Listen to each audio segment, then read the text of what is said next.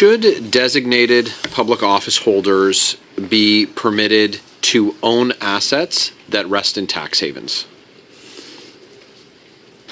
So I will read into your question about whether or not designated public office holders or reporting public office holders or public office holders for that matter are able to have assets that are controlled by a blind trust.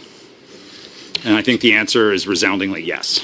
So the question is specifically about the assets, in this case, if they're in a blind trust, being in a tax haven. So if the investment is one made in a tax haven, is that appropriate for a parliamentary secretary, a minister, a prime minister to hold their assets in tax havens?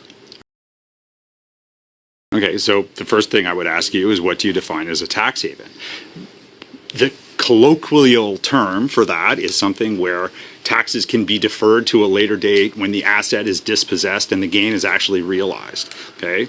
Another way of looking at it is a jurisdiction that has a lower rate of tax based on income or whatever the threshold test in that jurisdiction is for generating that income.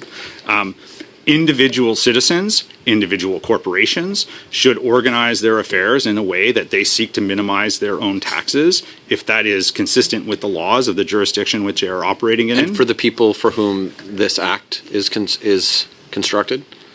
So I don't see the issue. I mean, that is, I don't like the term tax haven. I think there's a pejorative aspect to it. I think it's organizing one's affairs in a way that minimizes tax. Yeah, it certainly minimizes their payment of taxes here in Canada to support all of the things that taxes are designed to pay for. I think that when we have a government that sets policy that sees Canadians who might not have the means to afford those types of investment strategies as you've described them, that it hurts Canada when these people are supposed to be serving in the best interests of Canada, which kind of speaks to this broader question of blind trusts and whether or not we can just simply assume that everyone is operating in the best interests of Canada. We heard from the Commissioner that his belief or his experience is that assets that go into the blind trust, those investments that go into the blind trust, they come out looking the same. That the trustees don't really trade, they don't really sell them, and so the decisions that those decision makers are taking can be made knowing what the impact is on specific investments. The challenge that creates for Canadians who have a cratering confidence in public institutions and public office holders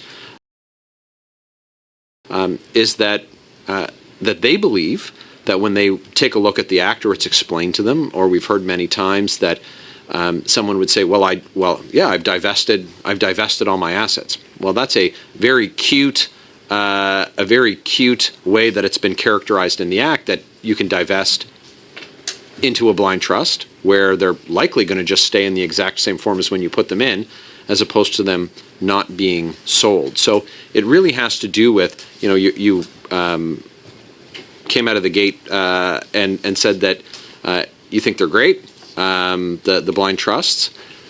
Do you think that they do service to the improvement or improving on Canadians' confidence in elected officials, that they're acting in the best interest of the country and not the best interest of themselves, like, for example, one who would hold office while also holding their assets somewhere where they don't have to pay tax here in Canada to pay for all of the things that Canadians rely on: public health care, transportation, border security, our national police force, and so on.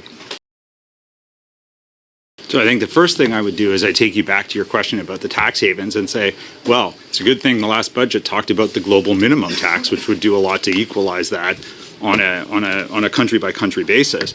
The second thing is I would actually question the underlying assumption that your question is based on, and I use what I call the soccer field and ringette arena test.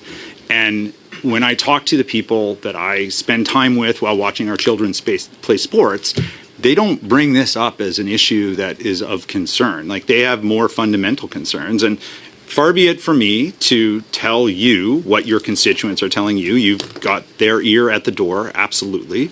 But I think if you've got a specific example of a particular trade that you think is going to create that conflict of interest, I think you're behooved to make that statement public and to put it forward. So I guess what I'd say with my remaining time is that I have heard at the soccer fields and at the hockey rinks that people are concerned that a prime minister who would seek to pass laws on them that would see them remit their taxes while they're struggling is also holding investments in offshore tax havens and not paying his fair share. And that does bother them. That is something that bothers them. Thanks, Chair.